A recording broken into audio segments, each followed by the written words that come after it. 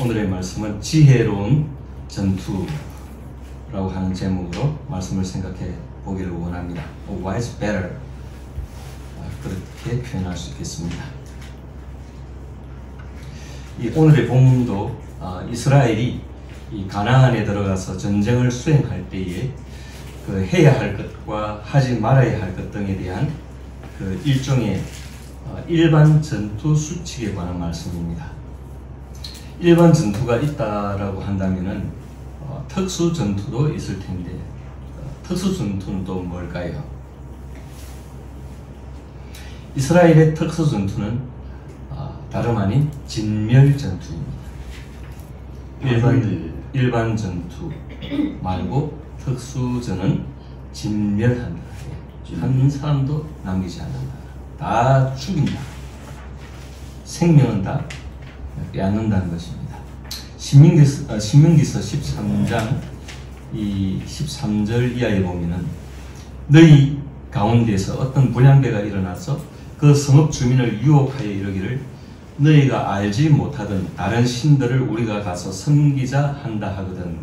너는 자세히 묻고 살펴보아서 이런 가정한 일이 너희 가운데에 있다는 것이 확실한 사실로 드러나면 너는 마땅히 그 성읍 주민을 칼날로 죽이고 그 성읍과 그 가운데서 거주하는 모든 것과 그 가축을 칼날로 진멸하고 또 그 속에서 빼앗아 차지한 물건을 다 거리에 모아놓고 그 성읍과 그 탈취물 전부를 불살라 네 하나님 여호와께 드릴지니 그 성읍은 영구히 폐허가 되어 다시는 건축되지 아니할 것이라. 너는 이 진멸할 물건을 조금도 네 손에 대지 말라. 그리하면 여호와께서 그의 진노를 그치시고 너를 긍휼히 여기시고 자비를 다하사 네 조상들에게 맹세하신 같이 너를 번성하게 하실 것이라. 오늘 본문에서 우리가 읽었다시피 남자들은 죽이되 여성들은 살려두고 짐승들, 가축들도 살려두고 그 탈취물도 활용할 것을 그렇게 말씀하신 일반 전투 수칙이지만 신명기 13장 이런 경우에는 완전히 다 죽이고 폐허를 만들어서 다시는 그곳에서 어떤 문명이 발생하지 않도록 그렇게 처리를 하신다는 거죠. 이것이 바로 특수전투다, 특수전이다 할 수 있습니다. 본문 15절에서 17절에 보면 네가 내게서 멀리 떠난 성읍들 곧 이 민족들에게 속하지 아니한 성읍들에게는 이같이 행하려니와 오직 네 하나님 여호와께서 네게 기업으로 주시는 이 민족들의 성읍에서는 호흡 있는 자를 하나도 살리지 말지니.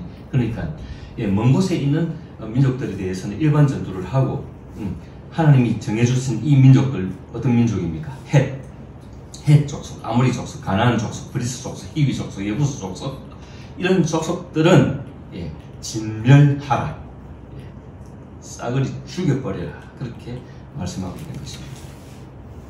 호흡이 있는 자를 하나도 살리지 말지니 그랬습니다. 그렇다면 왜 이 특수 전투에서는, 이 특수전에서는 생명들을 싸그리 죽여야 했을까요? 이 특수전에서 왜 호흡 있는 자를 다 죽여야 했을까요? 왜 그래야만 했을까요?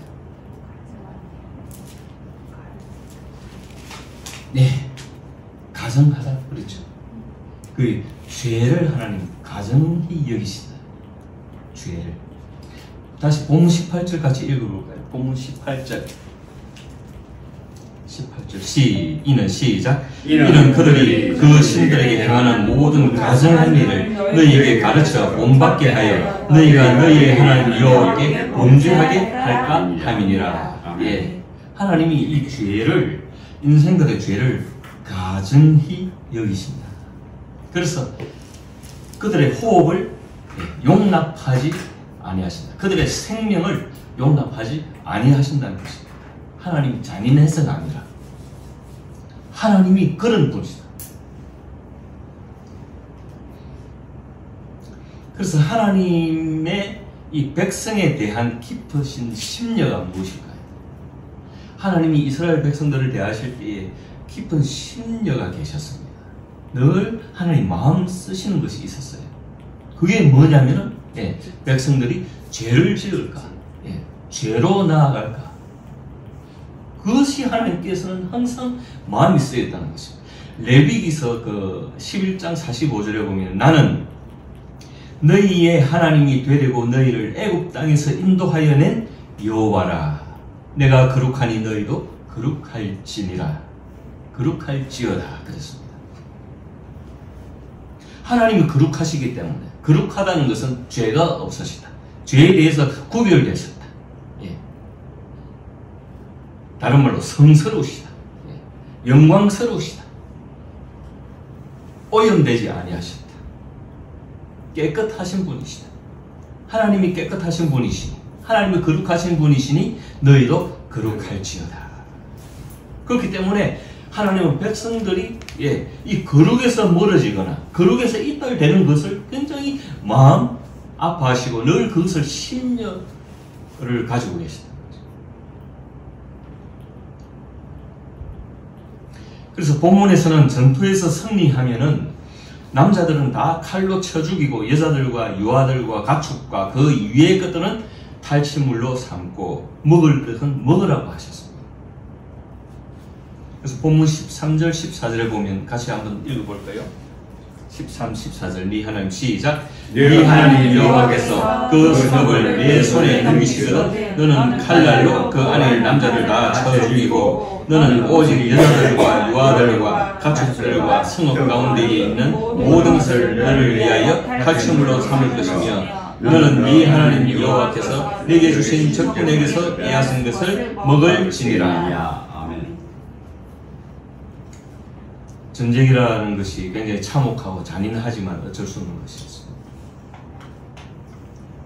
근데 이 본문에서 좀 특이한 점은 뭐냐면 이 수목에 대해서 나오는데, 나무에 대해서 나오는데, 과목은 살려두고 수목은 찍어내어 기구를 만들어서 활용하라신다.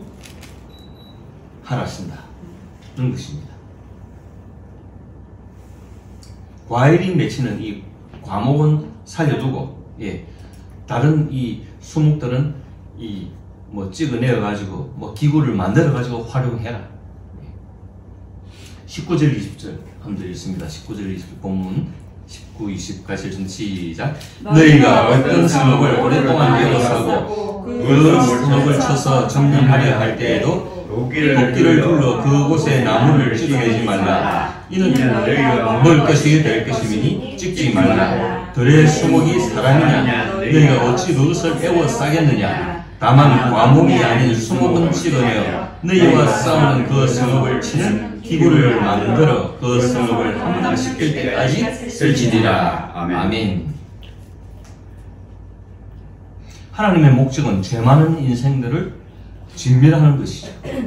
그래서 들의 수목이 사람이냐? 그렇게 반문하고 계시는 것입니다. 그러니까 수목, 나무들은 너희의 진멸의 대상이 아니다. 그렇게 말씀하시는 거예요. 그 옛날에 그 인간이 죄 지은 후에 지면에 어떤 변화가 있었는데, 자연 생태계에 어떤 변화가 있었는데, 가시나무가 났고 엉겅퀴가 났습니다.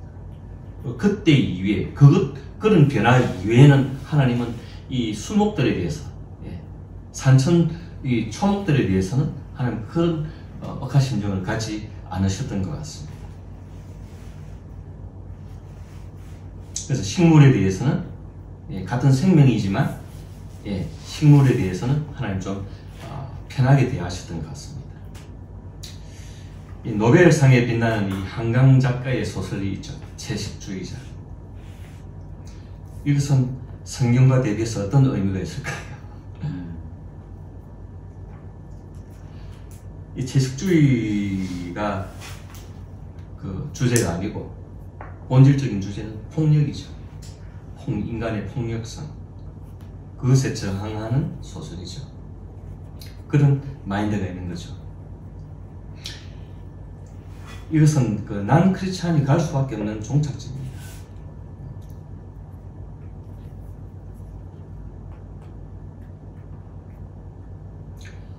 같은 생명이긴 하지만 나무들에 대해서는 좀 편하고 짐승이나 이런 피를 흘려야 되기 때문에 폭력이 들어가게 되고 그런 폭력에 대해서 저항하는 그런 것일 수 있죠. 자연, 나무, 생명. 그 옛날에 그 우리 70년, 80년대 그 군부독재에 저항했던 저항신 김지하님 기억나시는 분이 있을 겁니다. 이 김지하님이 강옥살이하고 나서 이제 말년에는 무슨 운동했냐면 이 생명운동을 했습니다. 그러니까 넌크리스천들이 갈 수밖에 없는 이 종착지죠. 종착지.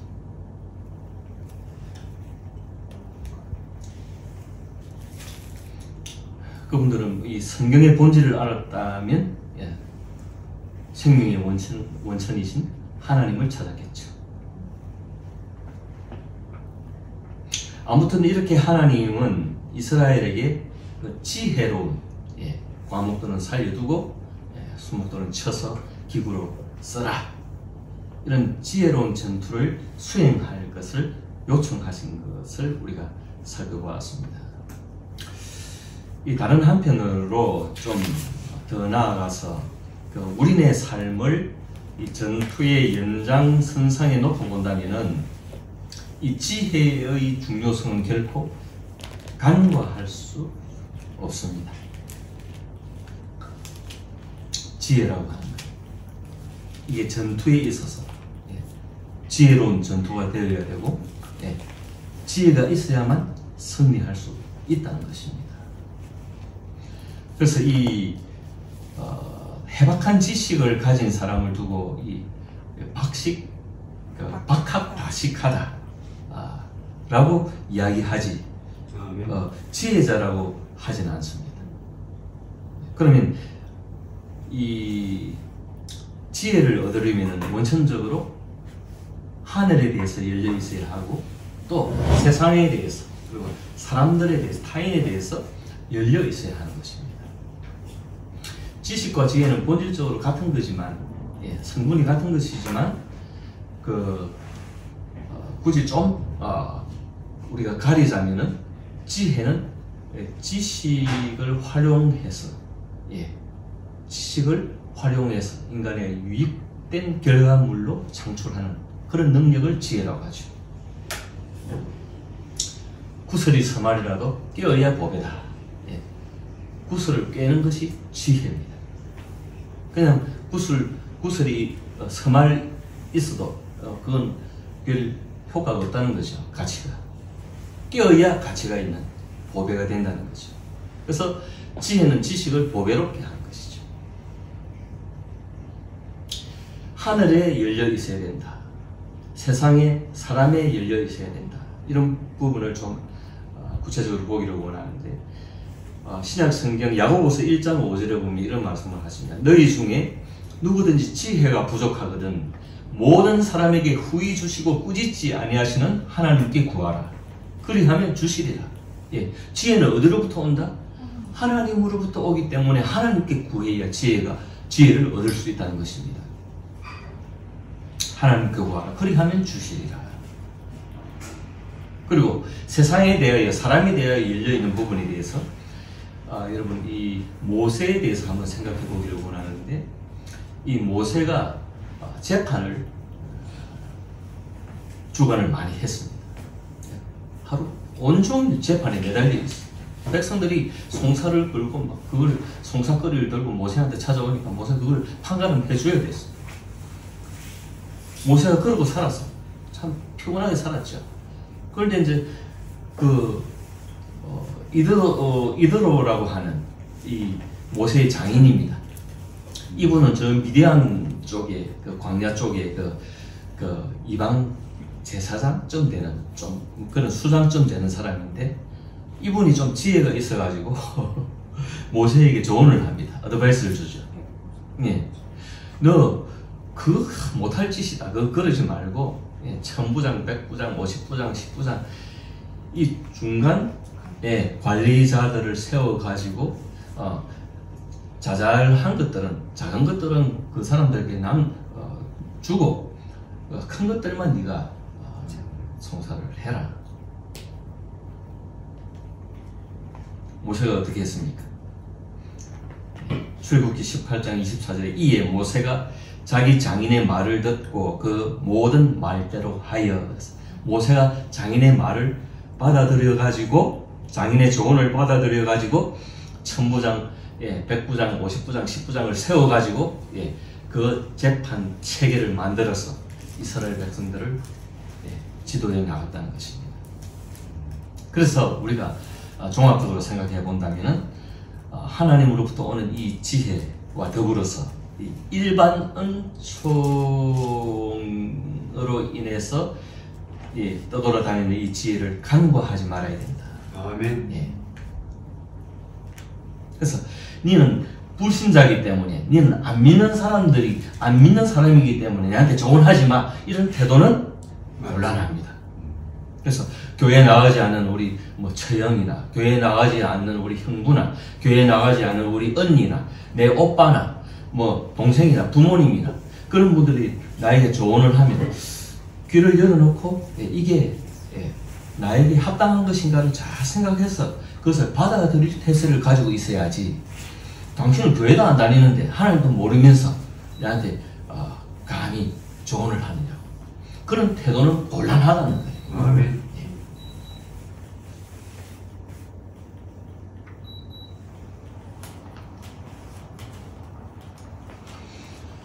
말씀을 한번 정리하면서 한 몇 가지를 생각해 보기를 원합니다. 우리는 오늘날 이 지혜로운 전투가 요구되는 시대를 살고 있습니다. 이 악하고 종잡을 수 없는 시대를 어떻게 통과해야 할 것인가?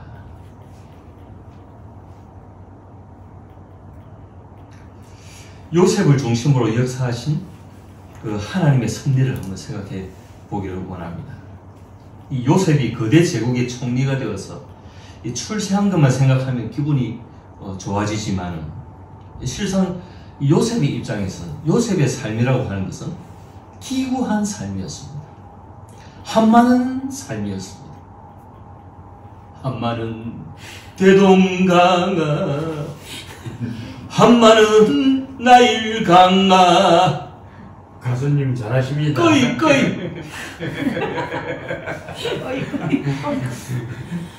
요셉은 그런 삶을 살았죠. 우리 목사님 노래 언제 한번 들어보고. 여러분들이 차분하게 깔아놓은 것 같아가지고 제가 조금 업시켰습니다.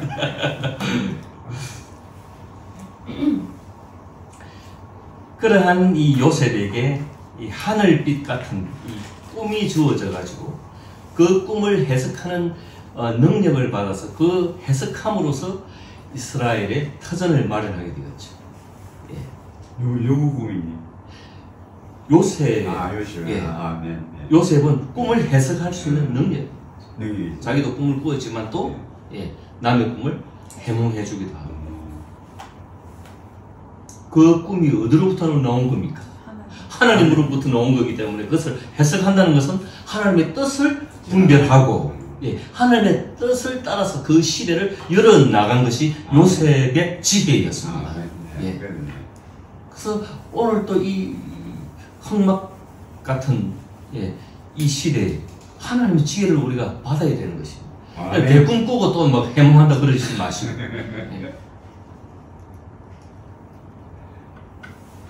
무엇보다 지금의 시대는 이 급변의 전환기를 지나고 있습니다. 금융의 그 생태가 변하고 있고요. 그 종이화폐가 이제는 전자화폐로, 그리고 암호화폐로 이렇게 지금 그 폭풍같이 이렇게 변화되고 있는 그런 시점을 지나가고 있습니다. 그래서 종이화폐는 점점 힘을 잃고 있죠. 가만히 생각해보면 여러분, 현금 지폐 내고 그렇게 하는 때가 잘 없습니다. 홈플에 가거나 어디 마트에 가거나 전부 카드를 내든지 어떻게 하든지. 월급을 노란 봉투에 받습니까? 제가 월급 노란 봉투에 첫 월급 15만 원 받아봤는데 옛날에 교회에서.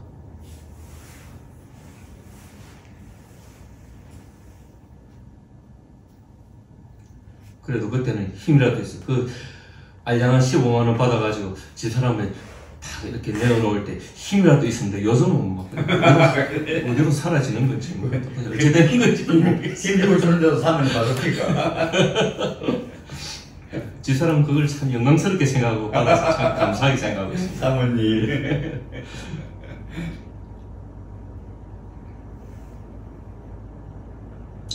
그래서 이런 시기를 지나면서 우리가 하나님만 붙들면 산다는 것은 대원칙입니다. 아멘. 네. 그러니까 흔들림이 없는 거죠. 우리가 시대가 어떻게 막 변하든지 뭐 어떻게 무슨 뭐 난리가 나든지 우리가 하나님만 붙들면 산다. 이건 대원칙이에요. 이건 아멘. 흔들림이 없는 대원칙입니다. 그러나 이 장인어른의 조언을 무시했다면 이 모세가 어떻게 되었겠습니까? 모세는 여전히 개고생하다가 인생을 종쳤을 가능성이 많습니다. 거의 낫겠어요.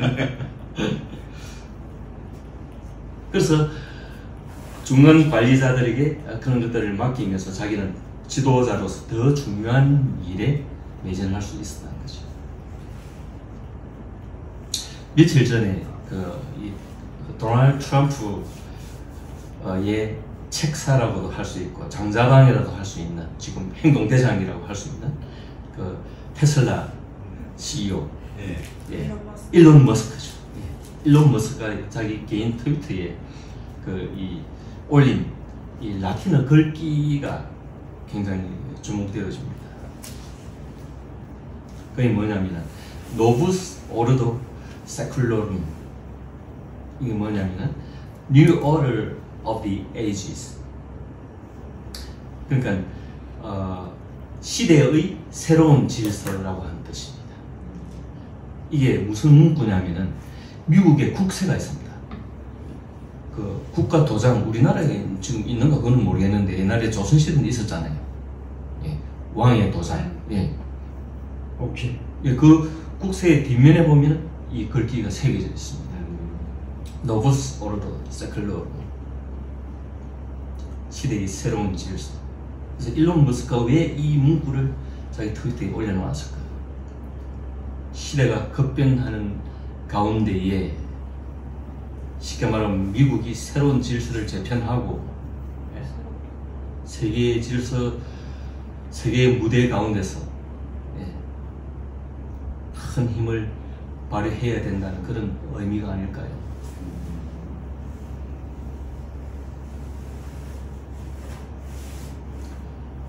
미국을 세울 때에, 건국할 때에 이 국세를 만들고 이런 문양을 쓰고 이런 글귀를 새겼던 그런 분들은 신앙을 바탕으로 이렇게 했던 사람들이긴 하지만 그 앞면에 보면 또 그 피라미드 해가지고 삼각형, 그러니까 그 전시안이라고 그러는데 all thing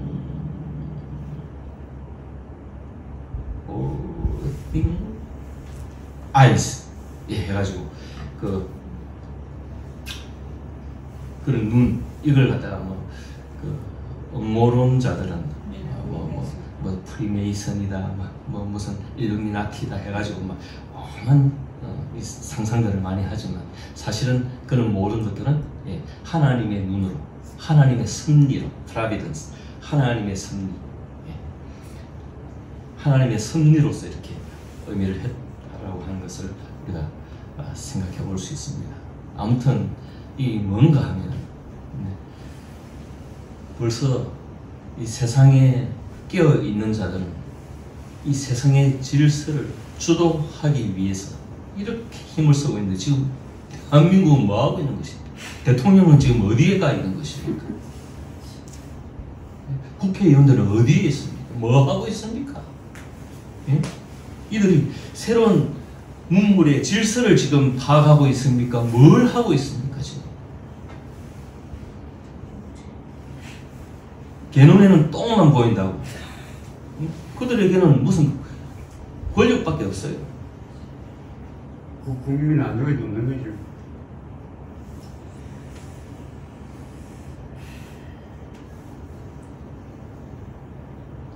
그래서 믿음의 사람들은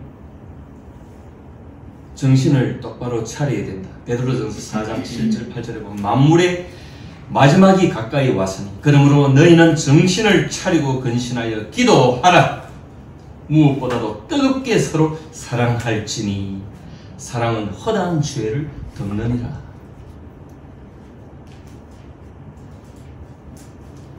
시대를 예비해야 됩니다. 우리가 깨어 있어야 하는 것입니다. 하나님의 지혜를 얻기 위해서 우리는 우리의 심령이 열려 있어야 하는 것입니다. 대신 나 자신의 털을 깨부숴야 하는 것입니다. 예전에 오르티즈 목사님이라는 분이 책을 몇 권 이렇게 번역서도 우리나라에 나왔는데 어깨인 감자가 어깨에 져야 샐러드가 된다. 우리가 하나님의 사람이 되고 하나님의 활용도를 높이기 위해서는 우리 자신이 깨져야 돼. 나 자신이 부서지지 아니하면은, 나 자신이 사도 바울의 고백대로 나 자신이 쇠하여지지 아니하면은 주님이 흥할 수가 없습니다. 지혜를 받을 수가 없습니다. 눈이 열려질 수가 없습니다.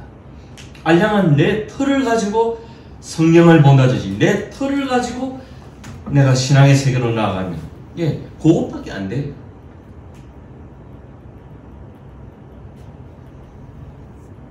저 사람이 무슨 말을 하는가 그냥 그 사람 속으로 들어가 봐야 아는 거 아닙니까? 그런 태세가 돼야지. 나 착 그냥 닫아놓고 얘는 맨날 말해봐라 내가 듣는가. 그거는 아니에요.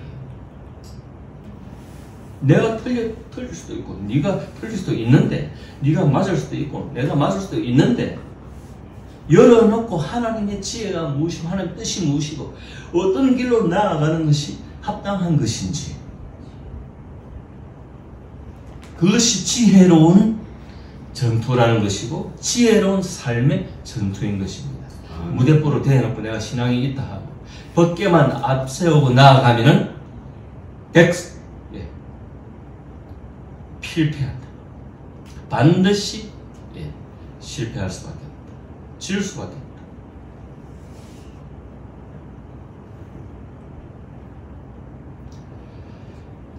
앞으로의 세대는 굉장히 어렵습니다. 그래서 내 시대만 잘 먹고 잘 살다가 땡 하면 끝이다. 그런 아니란 생각하면 안 되고 우리 다음 세대를 생각해야 됩니다. 거룩한 하나님의 사람들이 어떻게 하면 이 주님이 오시기까지 그 길을 예비하고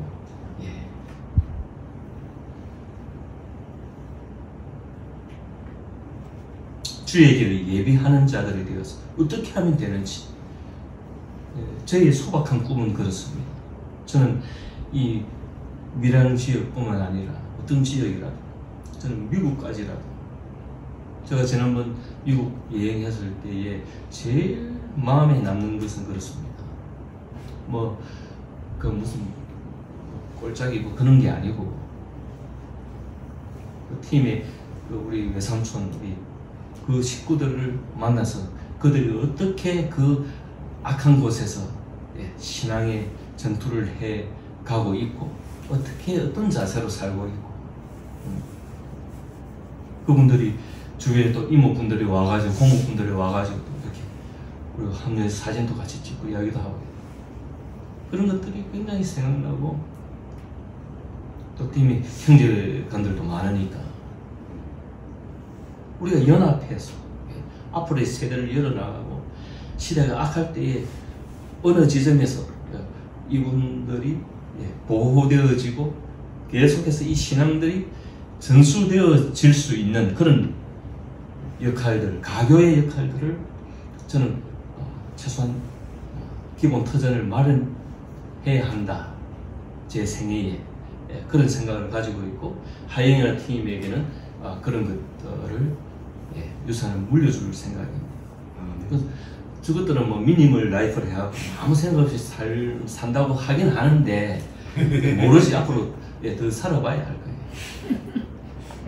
지금은 좀 마음이 안 들지만 앞으로 좀 사명감을 가지고 좀 원대한 꿈을 가지고 하나님이 주신 비전, 그 비전에 동참할 수 있기를 바랍니다.